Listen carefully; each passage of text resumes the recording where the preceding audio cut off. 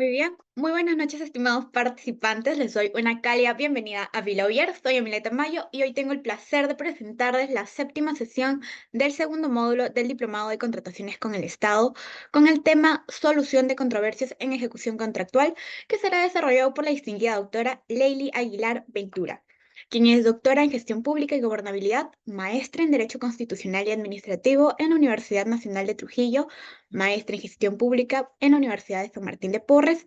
Cuenta con una segunda especialidad en Derecho Administrativo por la Pontificia Universidad Católica del Perú, también con una especialización en arbitraje en contrataciones del Estado por la misma Casa de Estudios. Máster en Gerencia Pública. Muy bien, estimados participantes que nos acompañan a través del aula virtual, aquí en la plataforma de Zoom y en las redes en transmisión en vivo o diferido, se les recuerda que pueden realizar sus preguntas durante la sesión. La doctora responderá como mejor disponga. Finalmente, estimada doctora, estamos muy honrados por contar con su presencia el día de hoy y le agradecemos que haya aceptado nuestra invitación. Por otro lado, le cedo el uso de la palabra para que pueda iniciar con su presentación de hoy.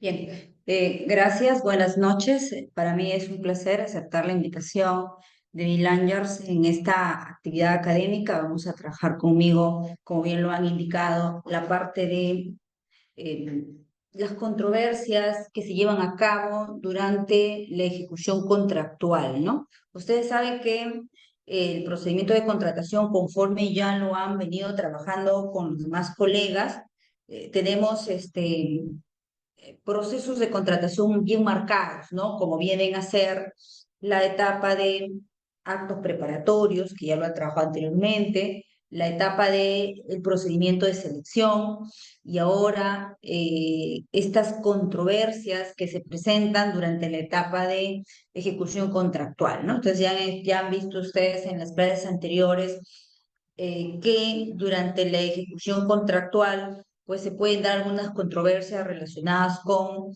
adicionales, con ampliación de plazo, con metrados, ¿no? O relacionados a la interpretación del mismo contrato. Entonces, ¿cómo se llevan a cabo estos mecanismos de resolución de contratos durante esta etapa? Que la lógica dentro del marco de la ley de contrataciones no es lo mismo resolver controversias enmarcadas en la etapa de procedimiento de selección que en la etapa de ejecución contractual, ¿no? Entonces nos dan herramientas e instituciones jurídicas diferentes, ¿no? Y es ahí donde juegan aquí un rol importante estos mecanismos que tienen que utilizar la entidad. Entonces voy a traer unas diapositivas que quiero compartir con ustedes. Vamos a mirar. Ahí creo que se ve. No sé si ahí lo están mirando. Sí, doctora. Ok, entonces decíamos que tenemos que ver con la ejecución contractual. Entonces, para ver la ejecución contractual, está, como siempre, dentro del marco de la norma de contrataciones, tiene una evolución histórica, que también supongo que ya lo han venido conversando con los demás colegas en relación a esta evolución histórica enmarcada en la norma de contrataciones, ¿no? Entonces, esto que ven en la diapositiva son evolución histórica, pero teniendo incidencia en la solución de controversias, ¿no? En esta etapa, ¿no? Entonces, cuando hablamos de su incidencia, primero tendríamos que tener en cuenta nosotros que existen normas que regulan el procedimiento, por ejemplo, el procedimiento arbitral, que es un mecanismo de resolver algunas controversias en la etapa de ejecución contractual,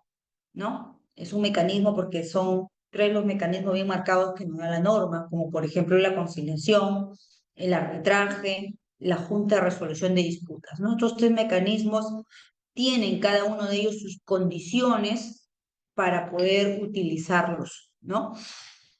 Y si vamos digamos, al devenir histórico de este marco normativo, vamos a encontrar entonces que en esta evolución, marcados bajo esta primera norma que nos hablaba del mecanismo del arbitraje en cómo se llevaba a cabo en sus inicios. Hablamos más o menos por los años 1996, bajo esta Ley General de Arbitraje, bajo esta Ley 26572, que regulaba entonces los arbitrajes, por lo tanto regulaba cómo el Estado podía someterse al arbitraje, ¿no? Sobre todo ya sean contratos de incidencia nacional o incidencia internacional en la cual intervenía el Estado, ¿no? Posteriormente tenemos ya el decreto legislativo 1071.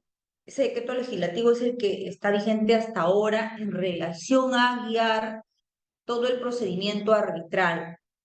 Y a esta norma, lógicamente también ha habido algunas modificaciones que han tenido incidencia en el procedimiento arbitral, ¿no? Ese es el procedimiento arbitral, solamente regula, pero esto va de la mano, ya que si estamos hablando nosotros de contratación pública, entonces tendríamos que no solamente regirnos por este decreto legislativo 1071, sino también tendríamos que regirnos por nuestra norma vigente, ¿no? Que estamos también hablando a la ley 30225, ley de contrataciones del Estado, y trabajar de la mano el capítulo de solución de controversias en la incidencia de arbitraje y trabajarlo de manera concordada con nuestro decreto legislativo 1071. Porque recuerden ustedes que hemos dicho que este mecanismo de solución de controversias en la ejecución contractual denominado arbitraje tiene una norma específica, pero en el caso que participe el Estado en temas de contratación pública ligadas a la ley 30225,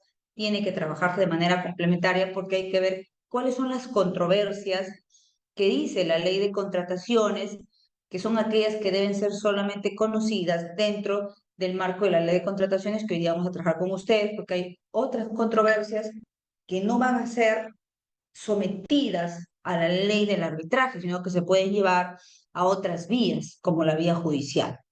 Entonces vamos a trabajar bajo este contexto normativo utilizando el marco normativo vigente en cuando hablemos de arbitraje, que es este decreto 1071, y la ley de contrataciones del Estado y su reglamento vigente a la fecha, con las últimas modificaciones que hemos venido teniendo, ¿no?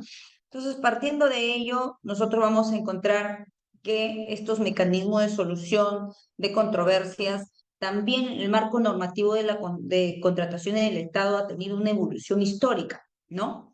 No siempre hemos tenido los mecanismos que ahora nos da la 30225, que es la ley vigente en el marco de contrataciones del Estado, ¿no? Como nosotros, si retrocedemos hacia atrás, anteriormente con la ley 26850, nos daban otros mecanismos que podrían utilizarse para resolver soluciones de controversias durante la ejecución contractual, ¿no? ¿Cuáles serían o cuáles son estas soluciones de controversias que se dan en la ejecución contractual? Nos estamos refiriendo entonces aquí al arbitraje, nos estamos refiriendo a la conciliación, incluían la negociación asistida y también el peritaje como un mecanismo de resolver controversias, ¿no? Esto fue en sus inicios.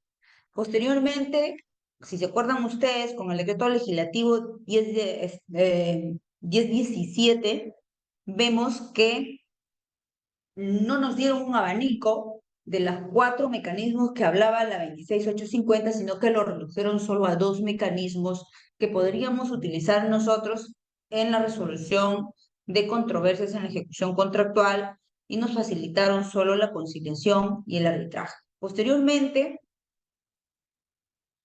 eso se aperturó nuevamente, facilitándonos ya 3 herramientas con la 30225, que es la que tenemos vigente. Entonces ahí recuerden ustedes que se incorpora la Junta de Resolución de Disputa con un nuevo mecanismo mm, más eficiente, se supone que, y mucho más eficaz en la resolución de las controversias, ¿no? Como la Junta de Resolución de Disputas es un mecanismo todavía tiene un corto tiempo de aplicación en nuestro país, entonces todavía no tenemos muchos resultados en relación a a cómo está implementada dentro de la 30225 y posibles consecuencias en cuanto a los acuerdos o a las decisiones que tomen los adjudicadores para esto someterlos luego a arbitraje, ¿no? Entonces no tenemos un índice estadístico, por lo que están en proceso, algunos se han concluido, pero son muy pocos, ¿no? No tenemos mucha base de datos ahí, pero se va a ver en el tiempo qué tan eficaz ha sido la incorporación de esta herramienta denominada Junta de Resolución de Disputas para resolver controversias, ¿no? Entonces, a grandes rasgos ya tenemos ahí cuáles son las instituciones jurídicas que nos brinda la norma de contrataciones y que podemos utilizar cuando encontremos controversias durante la ejecución contractual. Entonces, lo que nos queda ver y ahora, qué materias son las que vamos a utilizar en cada una de estas instituciones jurídicas, ya sea la conciliación, sea el arbitraje o la Junta de Resolución de Disputas. Dicho eso, entonces vamos a tener nosotros en cuenta que existen controversias que pueden estar ligadas a la ejecución del contrato, a la interpretación del contrato mismo en cuanto a su contenido, en cuanto al procedimiento o a la institución de la resolución del contrato en sí, independientemente si es la entidad o es el contratista quien resuelve el contrato, ¿no? Así como también tenemos la inexistencia, ineficacia, la nulidad, invalidez del mismo contrato, ¿no? Y aquí nos hacen una precisión, por ejemplo, nos dice, todas estas materias que hemos señalado son sujetos a someter a estos mecanismos de solución de controversias, ¿no? Pero punto aparte, nos dice la norma o nos hace una precisión en la ley de contrataciones del Estado, ¿no? Nos dice que cuando tengamos casos relacionados a causales de nulidad, ¿no? Estas causales de nulidad o la nulidad, las causales que llegan a declarar nulidad del contrato, ¿no? Recuerden ustedes que la nulidad del contrato la va a declarar la entidad, ¿no? La entidad va a declarar la nulidad del contrato y entonces aquí la norma nos dice, cuando se trate de nulidad del contrato, ustedes no pueden someter a cualquier mecanismo de solución de controversias. Ustedes solamente pueden someter la nulidad o cuestionar la nulidad vía proceso arbitral, ¿no? Vía proceso arbitral solo se puede cuestionar y eso es justificable porque recuerden ustedes que la nulidad que conlleva, ¿no? No significa incumplimientos. Los incumplimientos están afectados con la resolución, ¿no? Del contrato. Pero la nulidad está relacionada a temas de formalidad, de incumplimientos normativos, de transgresiones normativas, ¿no? Si es así, ¿cómo podemos conciliar las transgresiones normativas? No podríamos, ¿no? Y es por ello que si no se puede conciliar, entonces tiene que ser sometida a arbitraje para que se pueda evaluar por los árbitros y decidan ellos si en realidad ha habido dichas transgresiones normativas, ¿no?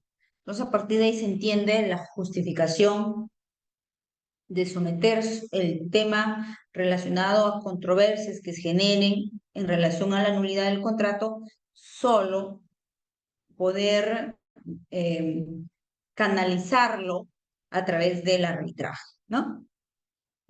Bajo esta línea lógica que establece la norma de contrataciones, también tenemos nosotros que hay materias no arbitrables, que bajo la vigencia del decreto legislativo 1017, ¿no? Nos habla que estas materias, ¿no? No arbitrables, son aquellas, podemos encontrar nosotros algunas decisiones que tome la entidad en relación, por ejemplo, a la prestación de los adicionales, ¿no?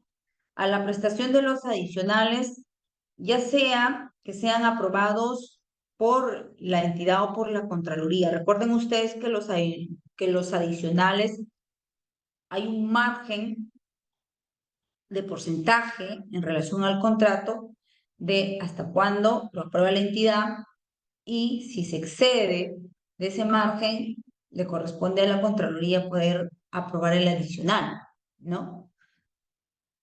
Y estas controversias que se susciten en relación a que el contratista por lo general no esté de acuerdo con la decisión final de la entidad en relación a adicionales, pues en el marco del decreto legislativo 1017 no serían sometibles a arbitraje, ¿no? No son materias arbitrales. También tenemos que tener en cuenta nosotros entonces que pueden originarse prestaciones adicionales en el caso de obras, mayores prestaciones para el caso de supervisiones de obras que requieran la aprobación de la Contraloría, ¿no? Se está refiriendo al supervisor de obra. Entonces, vemos que bajo este marco y dentro de esta línea, con la 30225, nos habla que hay también materias que no pueden ser sometidas a los usos de los MARCs, y nos habla nuevamente en relación a la prestación de adicional, en relación a pretensiones ligadas a petitorios que tengan que ver con enriquecimiento sin causas, ¿no? Pagos, ¿no? Que tengan que ver con pagos, que tengan que ver con indemnizaciones.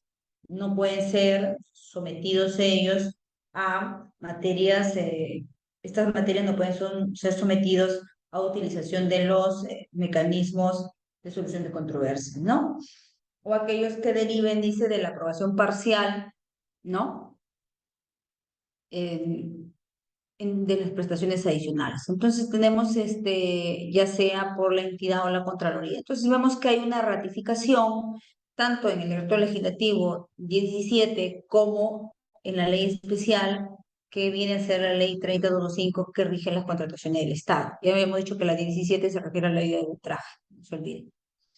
Bien, entonces eso tenemos por un lado en relación a las materias arbitrales y en relación a las materias que son sujetas de utilización de los mecanismos de resolución de controversias y que debemos tener en cuenta cuando queremos someter una controversia, bien sea a la conciliación o bien sea al arbitraje o a la Junta de Resolución de Disputas, ¿no?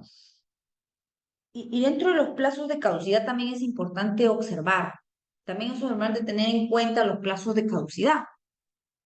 ¿Y por qué es importante tener en cuenta los plazos de caducidad? Porque de repente nosotros estamos sometiendo o iniciando una solicitud de algún mecanismo, ya sea conciliación o arbitraje, y no nos damos cuenta que estamos ya afectos por el plazo de caducidad. Entonces deberíamos tener en cuenta que este plazo de caducidad, deberíamos cuidar de no caer en dicho plazo de caducidad, ¿no? Por ejemplo, aquí tenemos que, basándonos en la caducidad, el decreto legislativo 1017 y la 30225 nos hacen algunas precisiones en relación al plazo de caducidad. No dice que debemos entender como plazo de caducidad de manera muy general, y también hace precisión en plazos de caducidad de manera muy puntual, muy específica, ¿no? Por ejemplo, la 30225 nos habla que pueden iniciarse, dice, algunas controversias antes del pago final, ¿no? Antes del pago final pueden haber controversias que estén ligadas a poder ser sometidas a conciliación o arbitraje, ¿no? Y luego del pago final puede haber controversias. La norma no dice que sí, sí puede haber, pero siempre y cuando estén relacionadas a vicios ocultos, ¿no? Que no se hayan podido advertir, ¿no? A simple vista, o obligaciones posteriores al pago, ¿no? Que hayan estado previstas, ¿no? Lógicamente, en nuestras bases, que son algunas obligaciones que puedan generarse, ¿no? En el caso de la Junta de Resolución de Disputas, nos dice, bueno, esta junta puede ser que tengamos algunas controversias que se den como consecuencia de algunas decisiones que se hayan tomado durante la instalación, durante la ejecución de la Junta de Resolución de Disputas, porque recuerden que este va paralelo a la obra, puede iniciarse ese antes de la recepción total de la obra, ¿no? Y en los plazos muy puntuales y muy específicos, también nos hacen alguna precisión porque está sujeta a plazo de manera muy puntual, ¿no? Por ejemplo, la 3025 nos dice que el plazo que debemos tener en cuenta nosotros, ¿no? De cualquier controversia que se presente, son de 30 días hábiles, ¿no? Es decir, si a mí me deniegan un mayor metrado, y yo contratista no estoy de acuerdo y me llega el documento de la entidad, de la cual la entidad decide no aprobar el mayor metrado, me llega hoy día, mi día uno tendría que contarlo a partir del día de mañana, como día uno, ¿no? Y de ahí tendría que contar 30 días hábiles, ¿no? Si yo me paso de los 30 días hábiles y por error, por negligencia, o por desconocimiento, de repente presento mi solicitud arbitral a los 35 días hábiles. Entonces estaría ya en el plazo de caducidad, ¿no? Mientras que lo haga dentro de los o hasta los 30 días, ¿no? No habría problema porque estaría dentro del plazo normal, ¿no? Entonces, la 30.05 nos hace esa precisión en el plazo específico, ¿no? ¿No? A menos no dice que sea pagos, ¿no? Si es pagos, ahí no va a primar el día el plazo de los 30 días, ¿no? Y en el decreto legislativo 1017 nos habla que debemos tener en cuenta que cuando se trate de nulidad, resolución, ampliación, recepción, valorización, esta norma nos da un plazo mucho más pequeño, nos daba, ¿no? Nos daba un plazo de 15 días, pues eso se nos pasaba casi a todos los 15 días hábiles de plazo de caducidad, o sea, a los 16 días ya estaba muerto el proceso, no podría iniciar una solicitud arbitral. Y entonces, por lo tanto, la 3025 entonces contribuyó y ayudó a que esto se ampliara a 30 días hábiles, que es lo que venimos manejando hasta ahora, ¿no? El plazo de caducidad que debemos observar es que no debemos pasarnos estos 30 días, ¿no? Bien, entonces tenemos ahí algunas previsiones a tener en cuenta. Por ejemplo, si me notifican la nulidad de mi contrato, ¿no? Yo contratista, me notifican la nulidad del contrato y yo no estoy de acuerdo con la nulidad del contrato. ¿Puedo someterlo a arbitraje? Hemos dicho que sí, ¿no? Sí lo podemos someter. ¿Y desde cuándo comienza a contar mi día uno para tener en cuenta que lo haga dentro de los 30 días que hemos estado hablando, ¿no? Será a partir, pues, del día siguiente de recepcionado el documento, que en este caso tenemos que respetar la formalidad que dice la norma, ¿no? Y la norma dice que la entidad, cuando me quieran notificar una nulidad de un contrato, lo tiene que hacer vía una carta notarial, donde comunica la nulidad del contrato.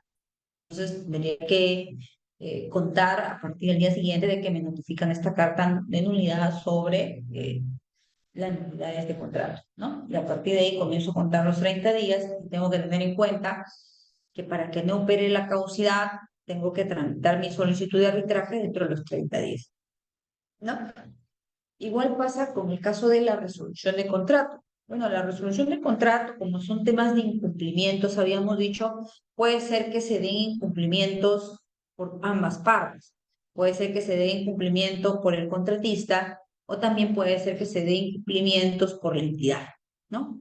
Entonces, si es así, cualquiera de las partes puede resolver un contrato, ¿no?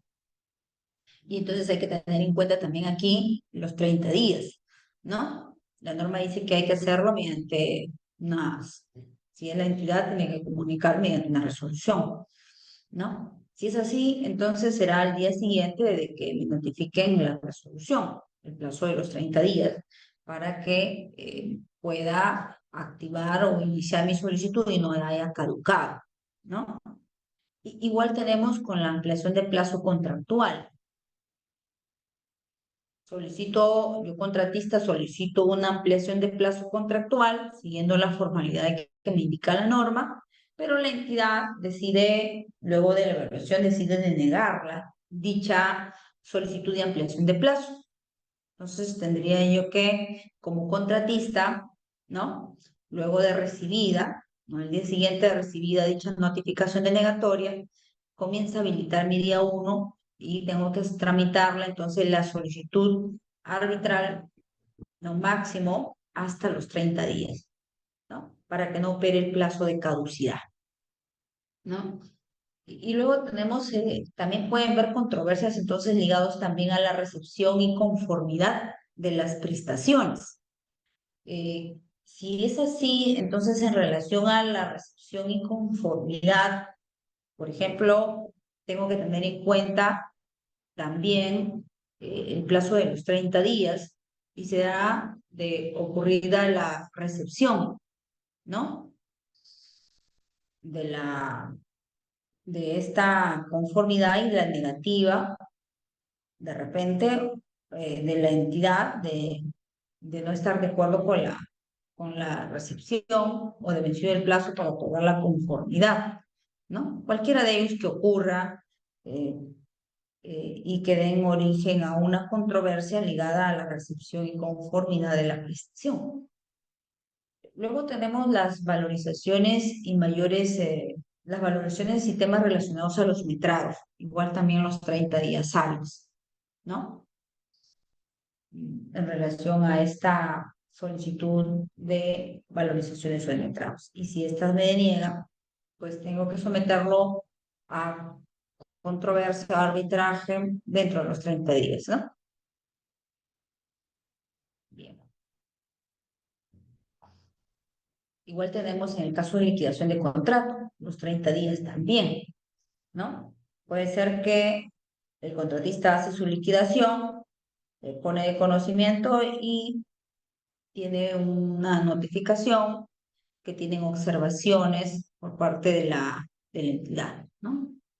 Observa las liquidaciones, de una manera u otra hay un rechazo a estas liquidaciones, hay observaciones, ¿no? Entonces, igual tiene que someterlo dentro de los 30 días. Los pagos, ¿no? También igual dentro de los 30 días de vencido el plazo para hacer efectivo el pago de acuerdo a lo que haya indicado el contrato, ¿no? Los vicios ocultos sería dentro de los 30 días posteriores al vencimiento del plazo de responsabilidad del contratista. Recuerden que este plazo de responsabilidad del contratista, ¿dónde va a estar estipulado? En el contrato. En el contrato va a estar el plazo de responsabilidad del contratista luego de la conformidad o la conformidad de la recepción, ¿no? Del bien, servicio u obra. Luego tenemos en el caso de bienes y servicios, como los plazos de responsabilidad no son los mismos y generalmente están establecidos en la proforma de contrato y en el contrato propiamente dicho, generalmente van a ser, de acuerdo a lo que indica la norma, es no menor a un año, ¿no? Contado a partir de la conformidad que haya otorgado la entidad. ¿No? Entonces, ¿puede el contrato establecer excepciones? Sí, sí puede establecer excepciones a ello dependiendo si se tratan de bienes perecibles, de bienes fungibles, puede ser que el plazo entonces sea menor, ¿no? Pero igual regirá lo que dice el contrato. Luego tenemos en el caso de obras, debe ser no menor a 7 días contados a partir de la recepción total o parcial de la obra. Deme un segundo, por favor.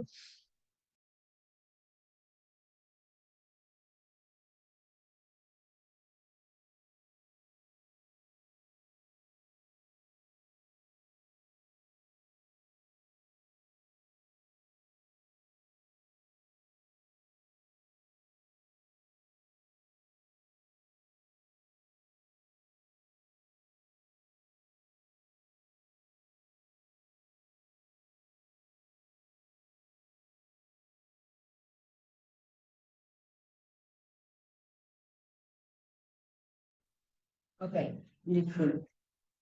Bien, entonces vemos ahí que entonces el plazo de caducidad en el caso de vicios ocultos va a estar en relación a lo que está establecido en el contrato, ¿no? Y por consecuencia acorde con las bases del procedimiento de selección, ¿no? Que esto va a ser indistinto, ¿no? Dice que dependiendo si son bienes servicios, son estos perecibles o fungibles, y en el caso de obras, ¿no? Que la norma nos dice que debe ser un plazo no menor de 7 años, sí que debe estar establecido. Entonces, aquí tenemos que tener en cuenta estos plazos para establecer los plazos de caducidad, ¿no? Los marcos legales aplicables, bueno, sabemos nosotros que debemos respetar siempre nuestro marco legal, que en este caso tenemos desde nuestra norma suprema, que viene a ser nuestra constitución política, posteriormente la ley y reglamento de contrataciones del Estado, ¿no? Todas las normas de derecho público, y cuando ya no tengamos eh, o no podamos resolver dentro del marco normativo de la norma de derecho público, nos tendremos que acudir a la norma de derecho privado para resolver controversias. Por ejemplo, el caso de indemnizaciones, ¿no? En caso de indemnizaciones tenemos que ver algunos elementos mismos. Si vamos a la ley de contrataciones, no han desarrollado cómo establecer el tema de las indemnizaciones. Pero si vamos a las normas de derecho privado, como por ejemplo a las normas del Código Civil, Procesal Civil, vamos a encontrar ahí temas ligados a cómo establecer las indemnizaciones, ¿no? Ok.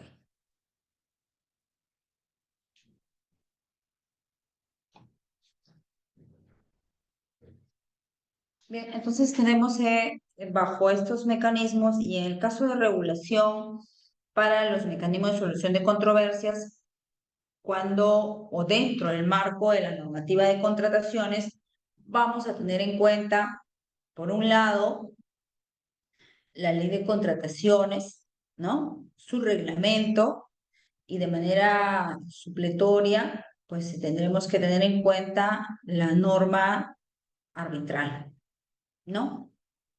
Porque no podemos aplicar solo la norma arbitral, porque recuerden que la norma arbitral es una norma que rige el procedimiento arbitral, ¿no? Pero no hace mayor precisión cuando tiene estas particularidades en la cual interviene el Estado y la controversia viene de un contrato administrativo sujeto al marco de la ley de contrataciones y su reglamento, porque tiene algunas precisiones, ¿no? Que debemos respetar dentro de la ley de arbitraje. Por eso es que la ley de arbitraje se convierte en supletoria, ¿no? A la norma de contratación y su reglamento que debemos observar.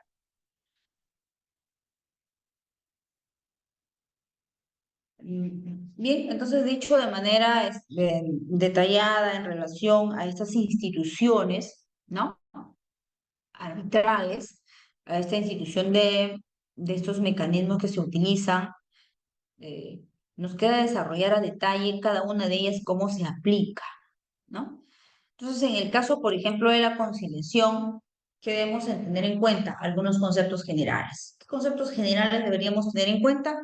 Por ejemplo, en el caso de la conciliación, deberíamos tener en cuenta ahí que la conciliación es un mecanismo alternativo de solución de conflictos por el cual las partes acuerdan o acuden a un centro de conciliación a fin de que sean asistidos, ¿no? Por el conciliador en la búsqueda de una solución de manera consensual de un conflicto. ¿No es así? Entonces, ¿cuáles son los centros de conciliación a donde deberían acudir las partes? ¿No? Estos centros de conciliación deben ser o deben cumplir con algunas formalidades que indica la ley de contrataciones. Deben ser estos centros de conciliación entidades de derecho público, es decir, centros de conciliación administradas por entidades públicas o administradas por el sector privado, ¿no? sin fines de lucro, lo dice, los cuales ejercen la función conciliadora, ¿no? Y si es así, entonces estos centros tienen la finalidad de asistir a las partes en la búsqueda consensual de los conflictos, ¿no? Y ya sabemos entonces ahí a qué centros acudir, ¿no? A aquellos centros que tengan esta denominación y además de ello que estén adscritos al Ministerio de Justicia, ¿no? O acreditados por el Ministerio de Justicia. ¿Y qué tipo de conciliadores encontramos en estos centros de conciliación? ¿No? Vamos a encontrar a conciliadores, ¿no? Que tengan capacidades debidamente acreditadas por el Ministerio de Justicia. Entonces, tienen que ser acreditados por el Ministerio, ¿no? Para tener o para poder desarrollar la labor de conciliador, ¿no? Y por lo tanto, trabajar dentro de un centro de conciliación, ¿no? Si cumple estas formalidades, entonces puede participar como conciliador y conducir alguna controversia, ¿no? ¿Qué otras condiciones o precisiones debemos tener en cuenta nosotros? Bueno, aquí tenemos que tener en cuenta que la conciliación, si se va a utilizar dentro de la norma de contrataciones, nos dice que someter controversias, conciliación, a excepción, hemos dicho, de la controversia relacionadas a nulidad, ¿no? Es opcional, ¿no? Es decir, que las partes pueden iniciar utilizando la conciliación, ¿no? Y luego recurrir al arbitraje, pero no a la inversa, no pueden utilizar el arbitraje y después a la conciliación. La conciliación siempre va a ser un mecanismo previo al arbitraje y solo si las partes desean o una de las partes desea someter el hecho a conocimiento de un centro de conciliación, ¿no? Hemos dicho que estos centros de conciliación deben estar acreditados por el MINCUS. Hemos dicho que el conciliador también debe ser autorizado, certificado por el MINCUS, ¿no? Debe cumplir estas formalidades o estas condiciones iniciales, ¿no? Entonces vemos que, por un lado, estas son las exigencias mínimas que se solicitan, ¿no? Y también tenemos que tener en cuenta que cuando una entidad desea participar en una conciliación, debe tener en cuenta algunas precisiones que la norma le da, porque recordemos que la entidad es quien debe, dentro del marco de la norma de contrataciones, debe cumplir con salvaguardar el interés público o la función pública, ¿no? Y por lo tanto debe ser respetuosa del marco normativo que le da la ley, ¿no? Y si es así, es el titular de la entidad o en quien éste haya delegado evaluar, ¿no? Evaluar si en realidad hay mérito a conciliar o a rechazar la propuesta conciliatoria. Porque recuerden que si el contratista es quien lleva la entidad e invita a la entidad a un centro de conciliación para conciliar alguna controversia que no sea nulidad de contrato, es la entidad quien debe evaluar y quién en la entidad es el titular de la entidad o en quien esté delegado. Ese es el encargado de evaluar si en realidad acepta la invitación a conciliar y toma la decisión de conciliar, ¿no? O va a tomar la decisión de rechazar la propuesta conciliatoria que le están alcanzando, ¿no? Pero eso no lo hace, esta evaluación no lo hace porque se le ocurre, ¿no? Se lo hace basando en ciertos sustentos. ¿Cuáles son los sustentos que debe tener el titular de la entidad o esta persona a quien se le haya delegado, ¿no? Los sustentos que la norma dice es que siempre se debe contar con un informe que tenga o que contenga aquellos criterios en relación a costos y beneficios, en relación a la ponderación de los costos y los riesgos, ¿no? y la expectativa de éxito, ¿no? En caso le sometieran a arbitraje, ¿no? Y la conveniencia de poder ir por la conciliación, ¿no? Eso debe estar plasmado en un informe para que con ese informe que contenga estos elementos, pues puede evaluar el titular de la entidad o esta persona en quien sea delegado, ¿no? Entonces, ese es un documento técnico legal que tiene que realizarse dentro de la entidad, ¿no? Para poder servir como sustento y haga dicha evaluación, ¿no? ¿Qué más tendríamos que hacer? Registrar si el acta en el SEAS, ¿no? Y como la entidad es quien tiene el acceso, ella tiene que registrar el acta en caso exista un acuerdo total o un acuerdo parcial, ¿no? En caso se den estos supuestos. Si es que no existe ningún acuerdo, no hay por qué registrar ningún acta de conciliación, ¿no? En el SEAS. ¿Cuándo tiene la entidad el plazo para poder realizar dicha, dicho registro en el SEAS? La norma le indica que son 10 días hábiles, ¿no? De suscrita el acta y bajo responsabilidad, ¿no? ¿Qué materias no deben ser sujetas a conciliación? Ya hemos dicho que todos los temas relacionados a nulidad de contrato, porque solo esa materia se discute en vía arbitral, ¿no? Entonces, si por ahí alguien quiere llevar controversias ligadas a la nulidad del contrato, pues está yendo más allá y transgrediendo el marco normativo, por lo tanto el acta es nula y seguro que hay responsabilidad, ¿no? ¿Cuáles son los procedimientos que tiene que tener en cuenta el centro de conciliación, ¿no? Tiene que llegar primero la solicitud a este centro de conciliación, ¿no? Generalmente quienes realizan la solicitud lo realizan los contratistas e invitan a la entidad, ¿no? Y lógicamente que hay que llevar a cabo una audiencia, ¿no? Hay que realizar y hay plazos que ya los centros de conciliación tienen que cuidar entre las notificaciones y la realización de la audiencia única, ¿no? Pero ¿qué sucede si estamos en audiencia, ¿no? En la primera audiencia, la única audiencia, en la audiencia única, y se solicitan los generales de ley de las partes, y ha asistido por la entidad el procurador de la entidad, ¿no? Asistido el procurador y en las generalidades se acredita el procurador, se acredita el contratista y en un momento le solicitan si tiene o alcance la resolución autoritativa. ¿Qué es la resolución autoritativa?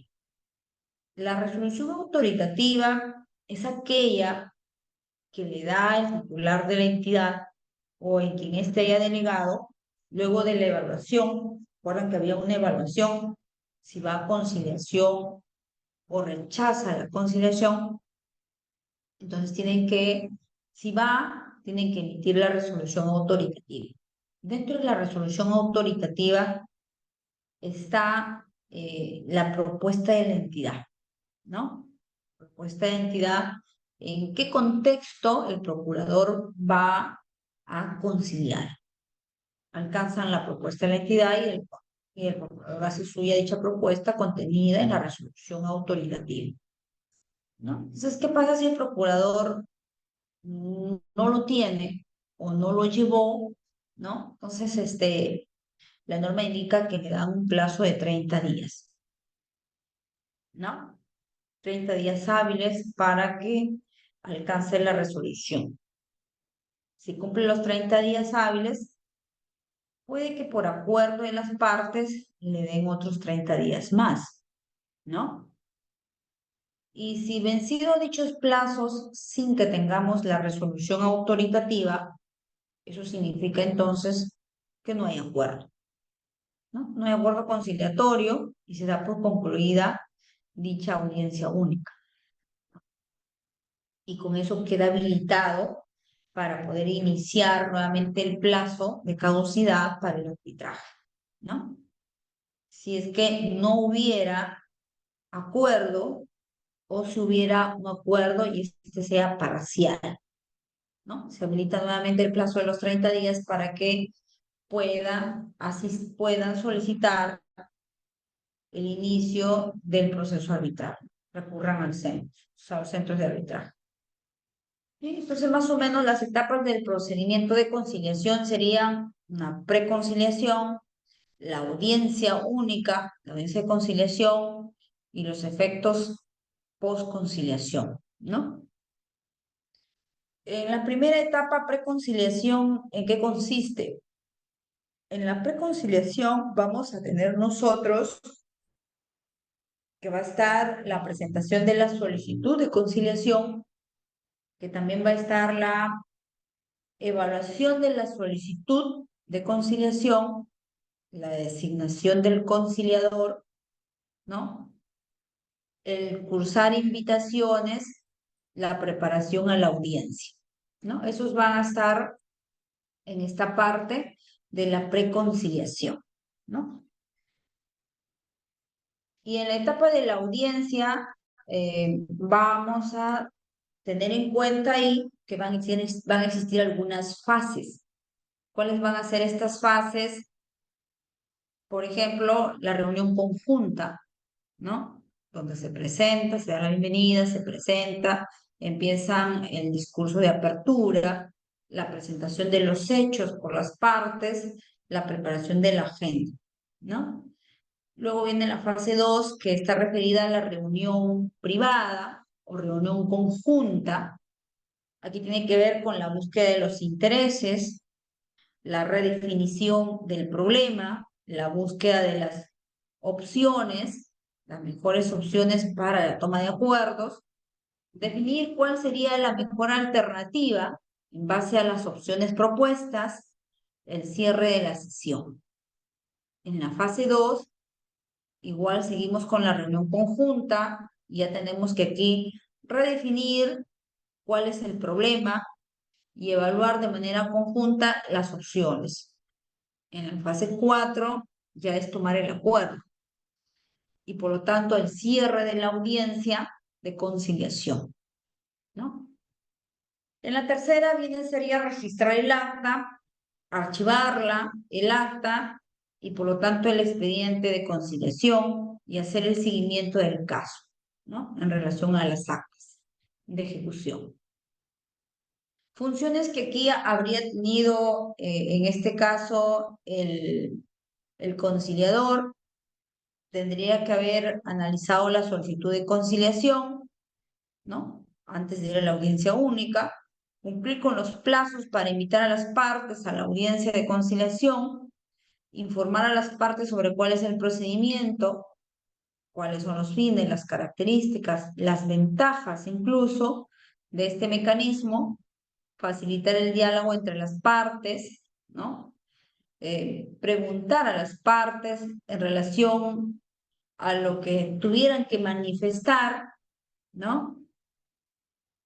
Realizar alguna información, facilitar alguna información que se crea necesario y que beneficie el procedimiento de conciliación, identificar cuáles son los problemas centrales, ¿no?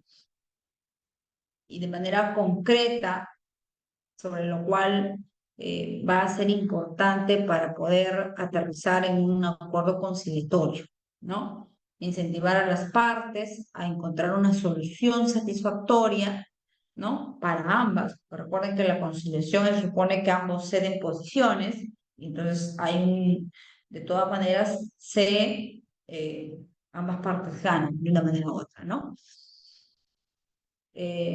Informar a las partes sobre el alcance y los efectos del acuerdo, redactar el acta de conciliación, teniendo cuidado, ¿no? Que quede de manera clara el acuerdo conciliatorio, clara, precisa, ¿no? Okay. Entonces vemos que esta acta de conciliación, ¿no? Es documento de manera clara donde expresa la voluntad de las partes. Esta acta de conciliación constituye entonces un título de ejecución, contiene derechos, deberes y obligaciones, ¿no? Que van a ser exigibles en el proceso de ejecución. Tiene que registrarse en el SEACE dentro de los 10 días hábiles de suscrita dicha acta, ¿no? Esta obligación la asume la entidad, ¿no? La validez de las actas de conciliación, bueno, la validez del acta está condicionada a algunas formalidades de observancia obligatoria para que no estén afectas de nulidad, ¿no? Es decir, algunas formalidades establecidas en la norma, como por ejemplo lo que ustedes ven en la diapositiva, ¿no? Consignar los lugar, fecha, nombres, identificación, domicilio, descripción de las controversias, el acuerdo conciliatorio, ya sea total o parcial, ¿no? Firma y huella digital del conciliador, nombre y firma de los abogados del centro, si es que existiera, para verificar la legalidad de los acuerdos adoptados, ¿no? Estructura del acta, de todo lo que hemos dicho, una estructura del acta más o menos va a tener la siguiente secuencia: la parte introductoria, la parte de la distinción de las controversias, el acuerdo conciliatorio, la verificación de la legalidad de los acuerdos, la declaración de conformidad y firma, ¿no? Con ello tenemos la conclusión de este procedimiento de conciliación, ¿no? Se da por concluido. ¿Y en qué se puede concluir? Se puede concluir en el acuerdo total, en el acuerdo parcial, en la falta de acuerdo. También puede ser que se concluya por inasistencia de una de las partes a dos sesiones, o por inasistencia de ambas a una sesión, o por decisión debidamente motivada del conciliador en audiencia única, cuando considere que se hay o existe una violación a los principios de conciliación, ¿no? O por negarse, dice, las partes a firmar el acta, ¿no? Esas serían las incidencias que podrían pasar en esta institución denominado conciliación. Ahora, ¿cómo se lleva a cabo el tema del arbitraje? ¿No? El arbitraje igual es un mecanismo alternativo para resolver las controversias, ¿no? Las controversias de las partes en el contrato administrativo bajo este marco normativo de las contrataciones. Clases de arbitraje que pueden existir. Recordemos nosotros que tenemos el arbitraje voluntario obligatorio, forzoso, dentro del marco de la norma de contrataciones. El que hay es el arbitraje obligatorio, ¿no? Arbitraje de derecho y de conciencia. Trabajamos dentro del marco de las contrataciones el arbitraje de derecho, ¿no? En los arbitrajes pueden haber ad hoc institucional. Se mantiene, trabajamos ambos, el arbitraje ad hoc institucional, con cada uno de ellos con sus debidos supuestos, ¿no?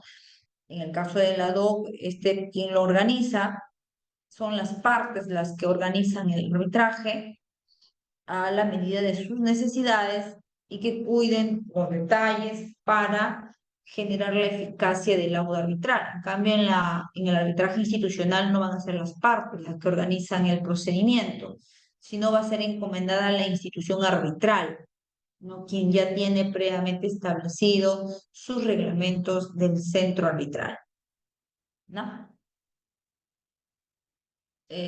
Los arbitrajes pueden estar establecidos por árbitro único, por tribunal arbitral, ¿no? El arbitraje puede ser nacional e internacional. Si es nacional, se llevará a cabo dentro de nuestro territorio nacional. Y si es internacional, pues será fuera de él por algunas controversias de las partes que exceden del ámbito nacional, ¿no? Características que se den en el tema del arbitraje. Las características del arbitraje: cuando una de las partes es el Estado, a diferencia del arbitraje cuando las partes son solo privados, ¿no?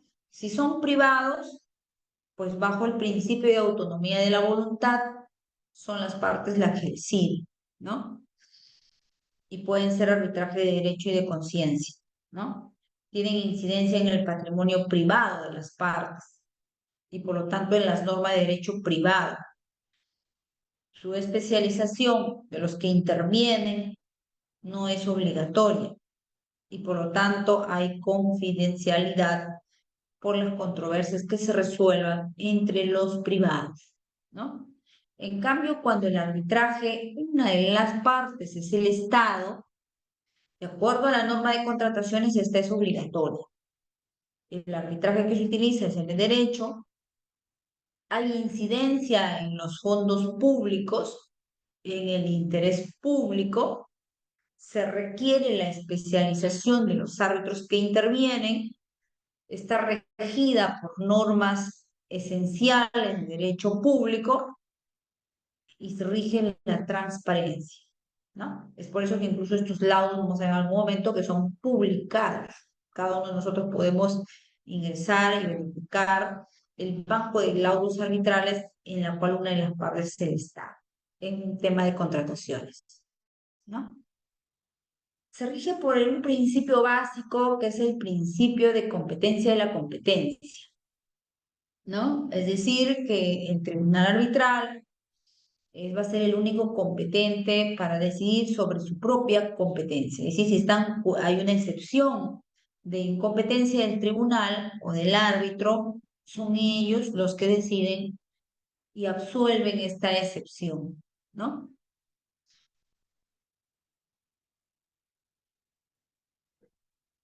En el caso del arbitraje en contrataciones, la norma nos dice que hay tipos de arbitraje: nacional, derecho, institucional, ad hoc, que es lo que hemos venido hablando, ¿no? Pero aquí en el caso del ad hoc hace alguna precisión la norma, ¿no? Nos dice que cuando el valor estimado o el valor referencial sea igual o menor a 5 millones, pues es de competencia de el arbitraje ad hoc, ¿no? Y hemos dicho que el arbitraje ad hoc es aquel que es eh, organizado por las partes, ¿no? Ok. Luego tenemos que cuándo resolvería un arbitraje, eh, cuándo el arbitraje se resolvería por un tribunal arbitral o por un árbitro único, ¿no? Tenemos que respetar el acuerdo de las partes en la cláusula arbitral o en el convenio arbitral, como quieran denominarlo. En relación a los números de árbitros, si es que no se ha señalado un acuerdo, si va a ser por árbitro único, por tribunal arbitral, o de repente existe alguna duda, no lo tenemos muy claro, esta cláusula, bueno, nos dice que si es institucional, pues ella duda será por un árbitro único. Igual sucede con el ad hoc, ¿no? Ante falta de acuerdo o ante duda, ¿no?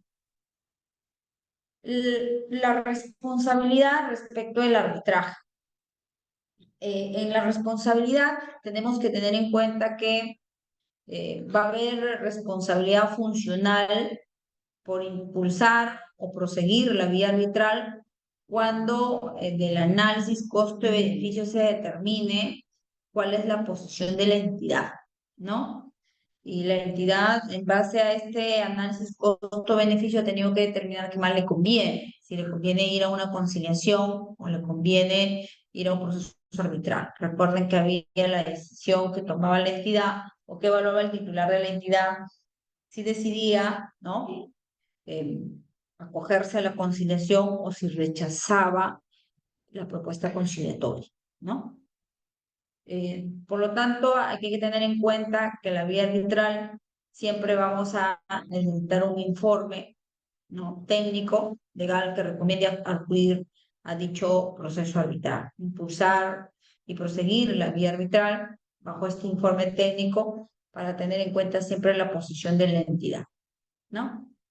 En relación a los árbitros, a los profesionales que intervienen como árbitros a único tribunal arbitral, ¿no? En relación a esta posición, aquí tenemos que tener en cuenta nosotros que bajo la ley 3025 se han solicitado algunas requisitos, formalidades que deben cumplir estos profesionales, ¿no? ¿Cuáles son estos requisitos, estas formalidades con la ley vigente que tenemos nosotros actualmente?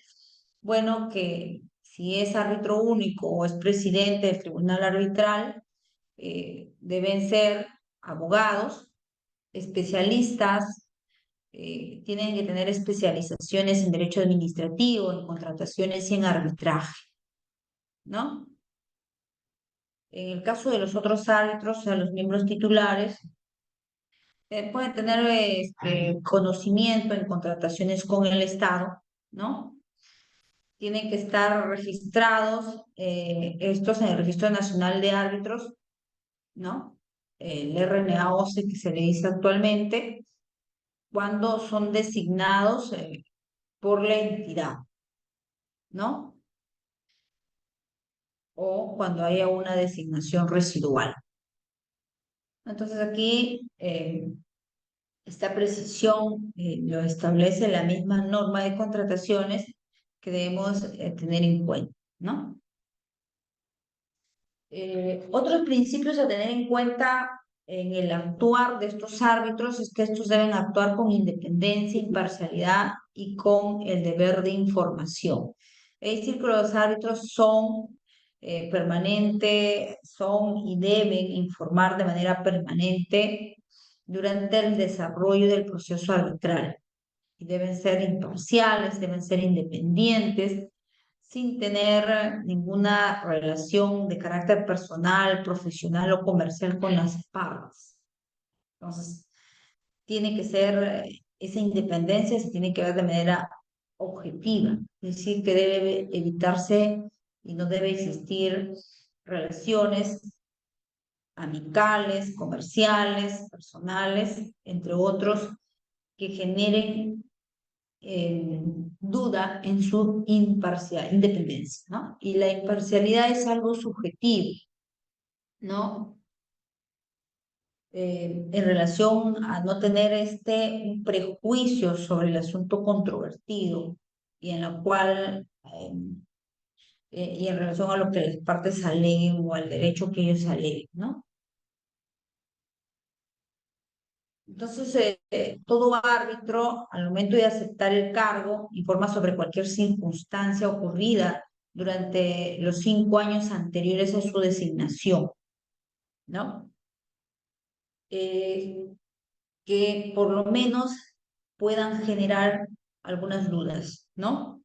Sobre esta imparcialidad e independencia. Tiene el deber de informar, ¿no? Sobre la obligación de dar a conocer a las partes de cualquier ocurrencia o cualquier circunstancia que haya sobrevenido a su aceptación. Es decir, después de su aceptación puede haber algunos hechos que pueda haber originado en relación a la imparcialidad e independencia. Es así, tiene que informar.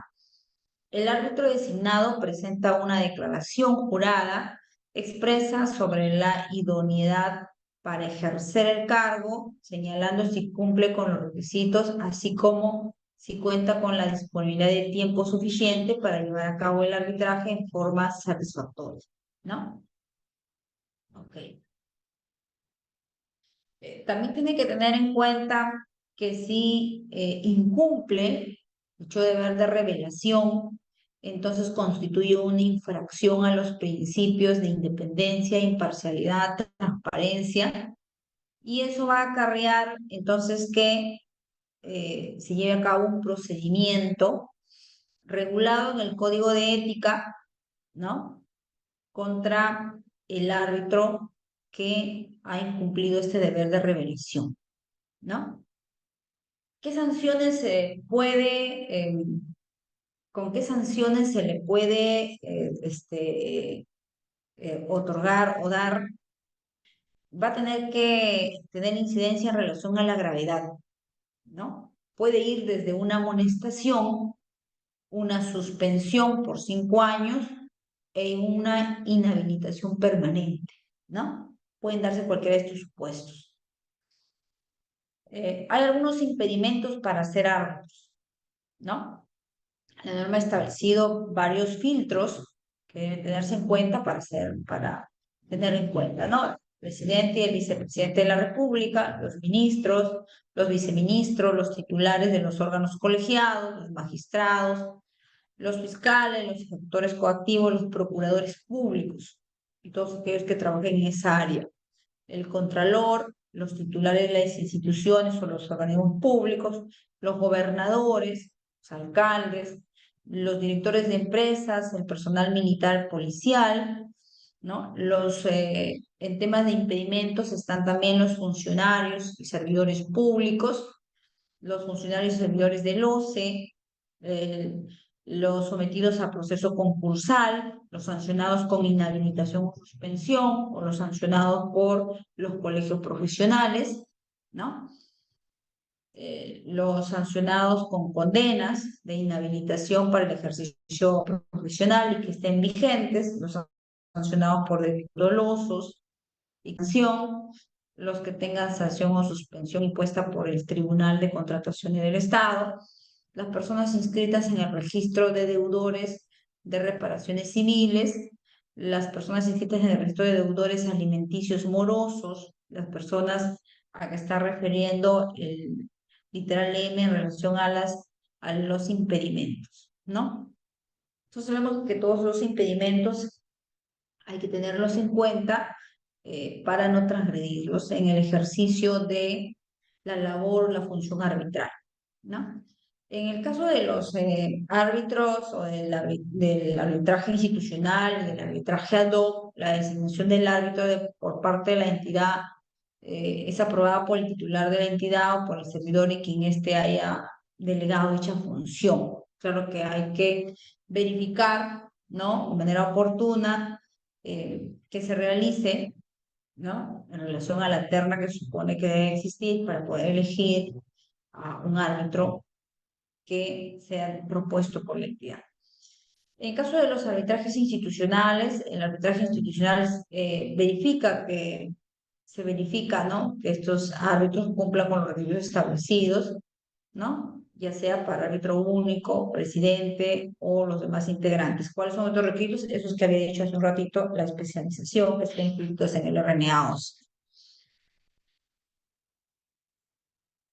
Puede haber designaciones residuales. En el caso de los procesos ad hoc, cuando cualquiera de las partes solicita al OCE una designación residual, ¿no? ¿Cuándo pasa eso? Cuando las partes no han pactado eh, de forma puntual sobre la designación de los árbitros, ¿no? Entonces tienen que ir bajo ello, tienen que ir al OCE cuando es ad hoc, ¿no? O cuando no se haya puesto de acuerdo estas partes en relación al árbitro único, ¿no? O de repente en relación al tribunal arbitral, ¿no? O cuando los árbitros no se hayan puesto de acuerdo sobre la designación del presidente, ¿no?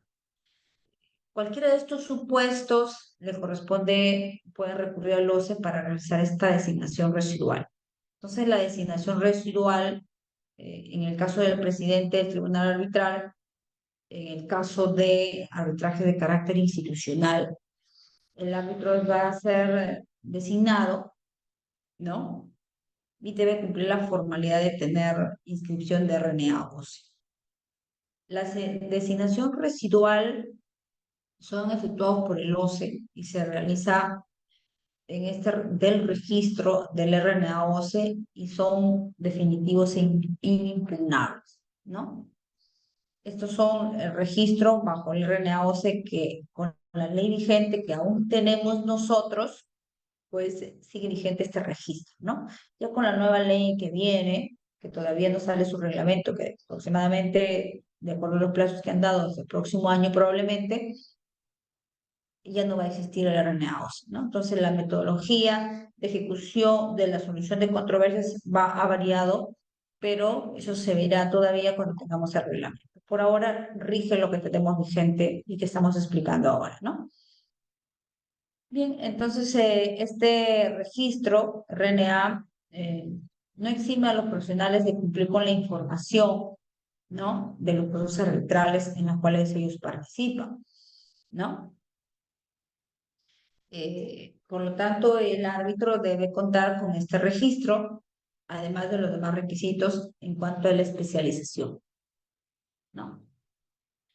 El convenio arbitral, en relación al convenio arbitral, tenemos que tener en cuenta que en relación al convenio arbitral, pues este puede ser institucional o ad hoc, ¿no? Hemos dicho que hay diferencia en cada uno de ellos. También en cuanto al monto, hemos dicho cuándo es ad hoc, ¿no?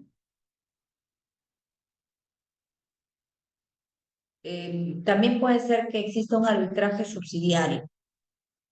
Esos son para los contratos de cuantías menores. Entonces aquí el OCE puede también realizar actividades de organización y administración de arbitrajes bajo el principio de subsidiariedad, ¿no? Es decir, que las controversias derivadas de los contratos celebrados por la contratación de bienes, de servicios en general, y cuyo valor estimado sea igual o menor a 10 UITs, puede darse estos arbitrajes subsidiarios, ¿no? Y hay que tener en cuenta de que esto se debe iniciar dentro del plazo que se tiene, ¿no? Para que no opere la caducidad. Y está a cargo de un árbitro único, ¿no? Actuaciones arbitrales, en relación a las actuaciones arbitrales, es cómo inicio mi proceso arbitral, ¿no? ¿Cómo inicio yo mi proceso arbitral? Primero, con una solicitud de inicio de arbitraje, ¿no? Esta solicitud de inicio de arbitraje, ¿cuál es la formalidad que debe tener en el contenido de esta solicitud? Para tener en cuenta de cuidar la formalidad de su contenido, debemos mirar los reglamentos, si estamos hablando de arbitraje institucional, los reglamentos de los centros arbitrales.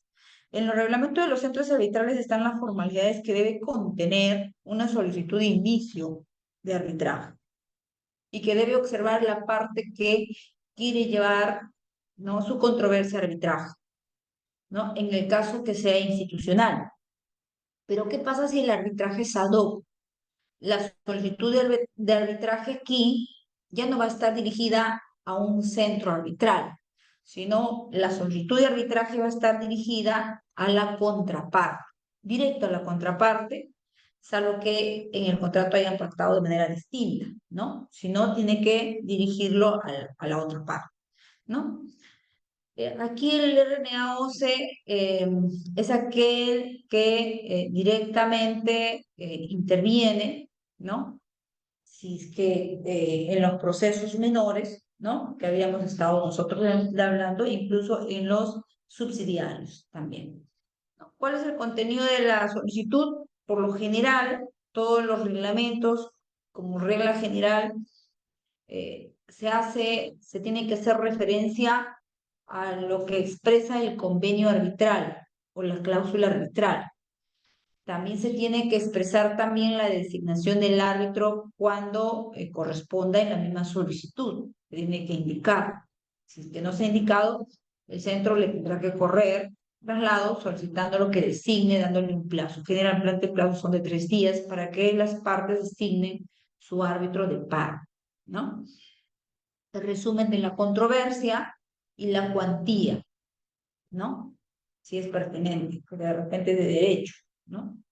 La respuesta a esa solicitud, entonces el centro lo va a recibir, le va a correr traslado a la otra parte va a responder, la respuesta que realice tiene que en su contenido tener también o proponer su árbitro, ¿no?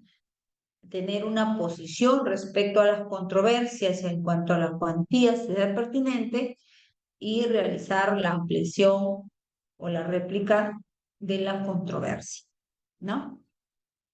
Eso se tiene que notificar, ¿no? se notifica siempre en el último domicilio válidamente señalado para efectos de la ejecución contractual, ¿no? En el domicilio establecido en el contrato, ¿no? Serán los domicilios de las partes.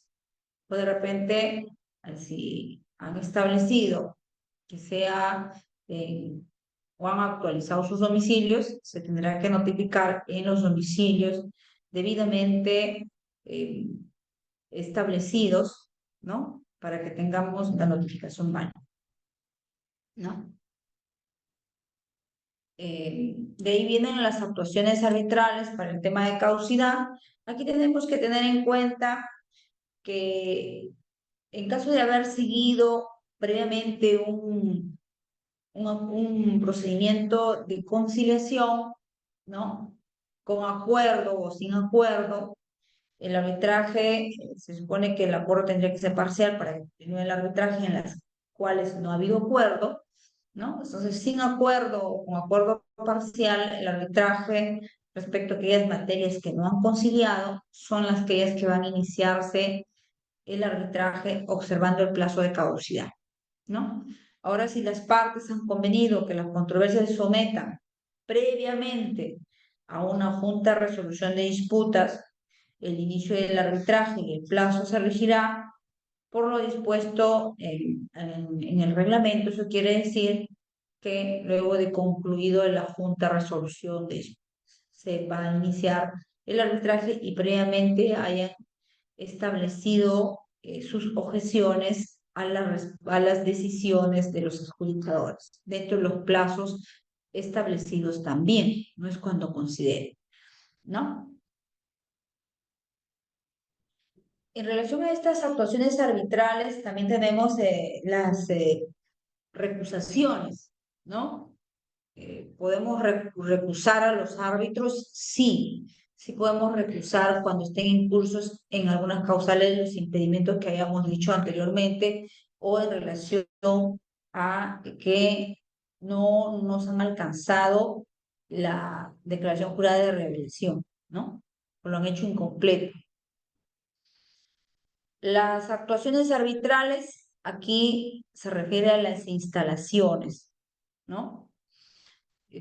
Cuando se trata de arbitrajes ad hoc dentro de los 20 días de conocida la aceptación, ¿no? La posibilidad de las instalaciones se realiza en las oficinas desconcentradas de los, ¿no? Y se registra en el SEACE por la entidad, el árbitro y el secretario arbitral. Hay que establecer un calendario, sí, para presentar demanda, para contestar, para reconvenir, ¿no? Para contestar la reconvención, ¿no? Si es precisar el árbitro único, tribunal arbitral que va a conocer, ¿no? Y todas las demás actuaciones en relación a los calendarios de cuándo se van a realizar, por ejemplo, las audiencias arbitrales, ¿no? Entonces tenemos un calendario donde va a haber demanda, contestación, actuación probatoria, excepciones o objeciones que pueden haber. Acumulaciones de pretensiones, si es necesario, fijación de puntos controvertidos, etapa postulatoria, ¿no? La etapa resolutiva.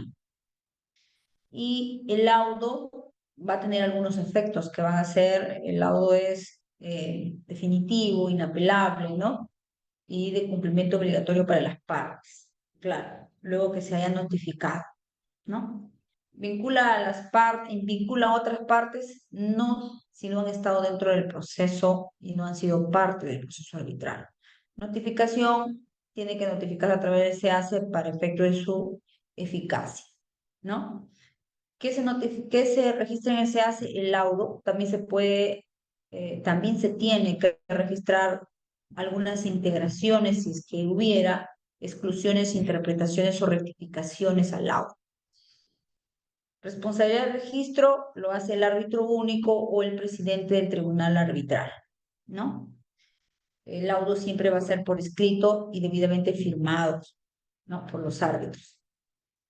Pedidos posteriores al laudo, las rectificaciones por algún error de cálculo tipográfico, informático, ¿no? O algo similar. Interpretación con algún extremo que sea impreciso, dudoso, ¿no?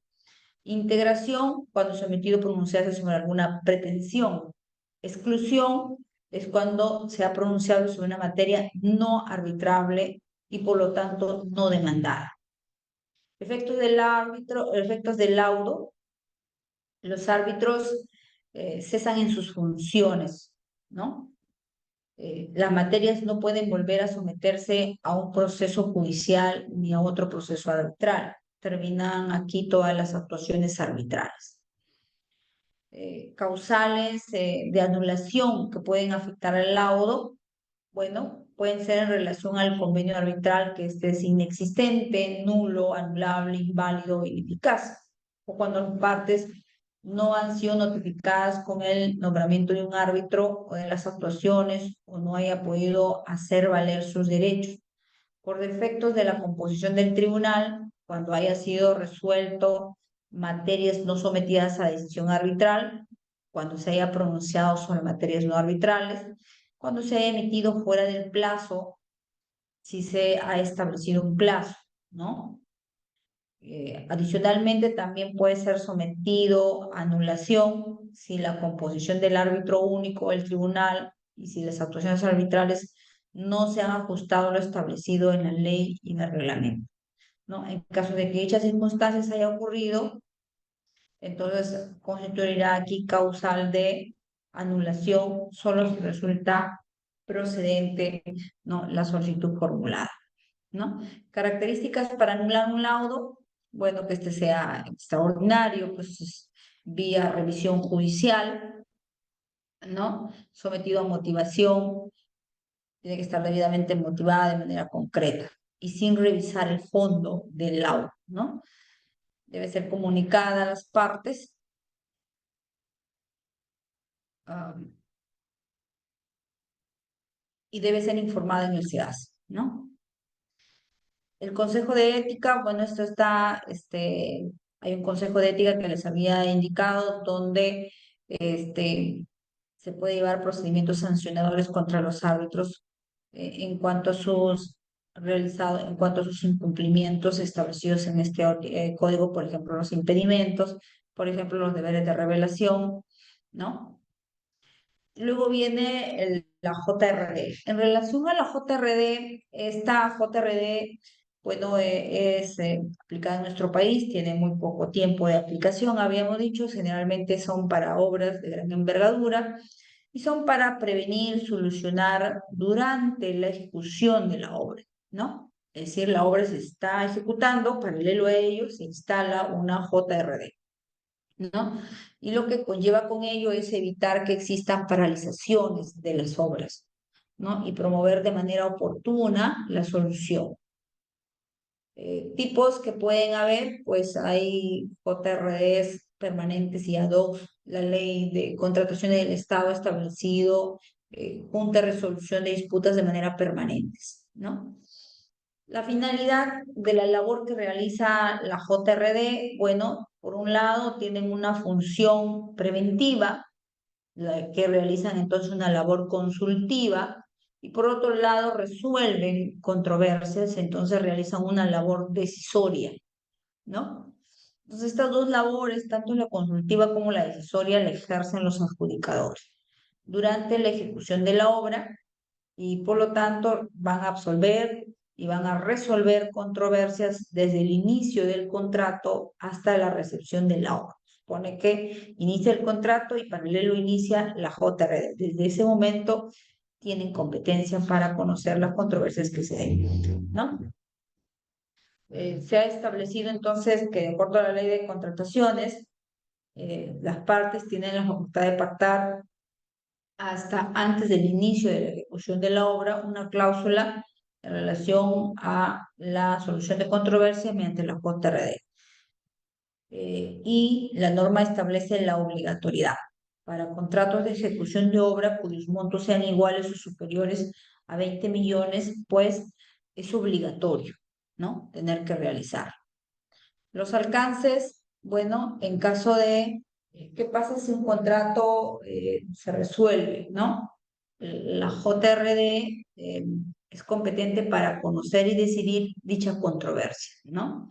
Que esté sujeta a un tema de resolución, siempre que surja hasta que la entidad reciba la obra, ¿no? Todas las controversias que se pueden dar en ese interín. No puede someterse a JRD pretensiones de carácter indemnizatorias, conceptos que no han sido previstos en la norma de contratación pública, ¿no? Cuando la JRD o por cuántos está integrado en la JRD está integrado por un miembro y también puede ser integrado por tres. ¿Cuándo va a corresponder por uno? Si está integrado por un miembro, quien debe ser, este miembro debe ser un ingeniero o un arquitecto y debe tener conocimiento en el caso de la norma de contrataciones. En el caso que sean tres, el presidente tiene que ser, en este caso, un ingeniero o un arquitecto, ¿no? Y también tiene que tener conocimiento, ¿no? En temas relacionados a ejecución de obras bajo este marco normativo. Los miembros de la Junta de Resolución de Disputas deben cumplir con algunas funciones. Habíamos dicho que tienen dualidad de funciones, dos funciones bien marcadas. Uno son las de absolver las consultas y la otra es de tomar decisiones, ¿no? Cuando toman decisiones, estas decisiones son vinculantes y obligatorias para las partes. Y también realizan visitas periódicas durante la ejecución de la obra, ¿no? Y otras que establezcan el contrato y la Directiva 012-2019. ¿No? Entonces, los miembros de la JRD deben desarrollar entonces sus funciones de manera proba y de buena fe también, ¿no? Deben cumplir con los lineamientos éticos, como por ejemplo el código de ética que hemos estado hablando hace un rato. Y también ellos están sujetos a los impedimentos que estábamos hablando, también les afecta a ellos, ¿no? No deben estar afectos a dichos impedimentos y deben cumplir con la obligación de informar de manera oportuna algunas circunstancias que puedan afectar la imparcialidad, independencia y transparencia en el ejercicio de sus funciones, así como una debida conducta procedimental de dichos árbitros, ¿no? Orden de prelación en la cual deben tener en cuenta el marco normativo en la JRD, deben tener en cuenta la ley de contrataciones, su reglamento, las directivas del OCE, el contrato tripartito celebrado entre los miembros de la JRD y las partes, las disposiciones, las disposiciones que emita la JRD y de manera supletoria las directivas y reglamento del centro que administra la JRD, ¿no? En el ámbito internacional, bueno, si existieran controversias dentro del ámbito internacional, deben emitirse ahí dos tipos de pronunciamientos que ellos lo llaman recomendaciones y decisiones. Nosotros le llamamos consultas y decisiones o resoluciones, ¿no? Bien, entonces, ¿existen decisiones vinculantes? Sí, de hecho, sí existen decisiones vinculantes, es decir, decisiones que tienen que cumplir sí o sí las partes en la JRD, sí, aquellas que son sometidas a decisión. Las que son sometidas a consulta, no. Esas son como unas recomendaciones y son las partes las que deciden ejecutarlas o no, ¿no? Bien, las notificaciones que están ahí. También tenemos que las partes quedan habilitadas para el inicio del arbitraje. Es decir, que si no están de acuerdo con las decisiones, porque hemos dicho que las decisiones son de carácter obligatorio y vinculante, entonces si no están de acuerdo, las pueden someter a controversia, esas decisiones, siempre y cuando haya dejado constancia de que no están de acuerdo con dichas decisiones que han resuelto los adjudicadores, ¿no? Dicho eso, entonces, igual tienen que someterlo a arbitraje dentro de o después de los 30 días, ¿no? En el caso, a los 30 días siguientes a la fecha de recepción total de la obra, ¿no? Bien. ¿Cuándo deben o cuál es el plazo que tienen las partes si no están de acuerdo con las decisiones? Recuerden que habíamos dicho nosotros que desde que se instala la JRD hasta la conformidad de recepción de la obra, puede haber controversias. Y estas controversias son sometidas a decisión por los adjudicadores. Los adjudicadores deciden y puede ser que alguna de las partes no esté de acuerdo con esa decisión total o en parte. Si es así, hemos dicho que tiene que dejar constancia. El plazo que tiene que dejar constancia son de 7 días de haber sido notificada la decisión. Si no estoy de acuerdo con la decisión, dentro del plazo de 7 días, yo dejo constancia que no estoy de acuerdo con la decisión de los adjudicadores, ¿no? Y lo dejo ahí porque lo voy a someter luego de recepcionado la obra, ¿no? De recepción en conformidad, yo someto a arbitraje, ¿no? Antes no lo puedo hacer, pero sí tengo que dejar constancia dentro de este plazo. Si no dejo constancia, no lo puedo someter luego. Y si dejo constancia fuera del plazo, tampoco lo puedo someter porque habría caducado, ¿no? Ok. Igual recuerden ustedes que la JRD es aquella que siempre va a estar administrada por un centro, ¿no? Y su marco normativo, y hemos dicho que en el orden de prelación que hemos dado y con la importancia de esta directiva 012-2019, que van a establecer los requisitos que deben tener los centros eh, que deben administrar JRD, ¿no?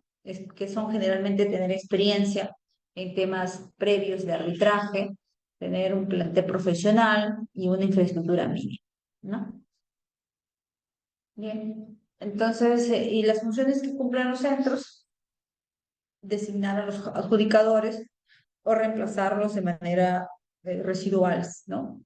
De acuerdo al procedimiento establecido en esta directiva 012, llevar a cabo el registro de los miembros de los adjudicadores, resolver recusaciones contra los adjudicadores, supervisar el cumplimiento de los principios éticos por parte de los adjudicadores, informar al OCE sobre alguna sanción ética a los adjudicadores, proporcionar el apoyo logístico a los adjudicadores y también a las partes.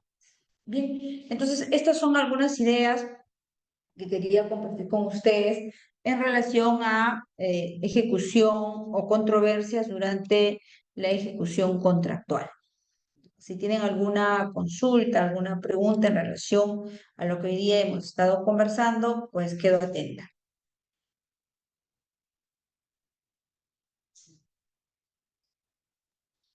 Bien, estimados participantes, si tienen alguna consulta, alguna duda, este es el momento oportuno para que puedan alzar su manita, prender su micro y hacer su pregunta.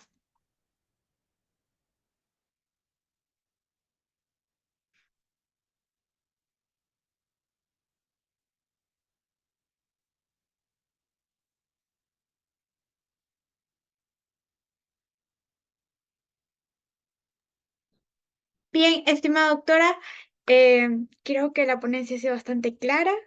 Los participantes no tienen dudas. Le extendemos nuestra total gratitud por su participación en este diplomado. De verdad, su conocimiento y experiencia ha sido bastante enriquecedora para cada uno de los presentes y esperamos contar con usted en futuros eventos académicos, estimada doctora. Muchísimas gracias. De igual manera, muchas gracias. Muchas Saludos a todos gracias. ustedes. Buenas noches. Hasta luego. Buenas noches, doctora. Bien, estimados participantes, con ello hemos finalizado las dos sesiones.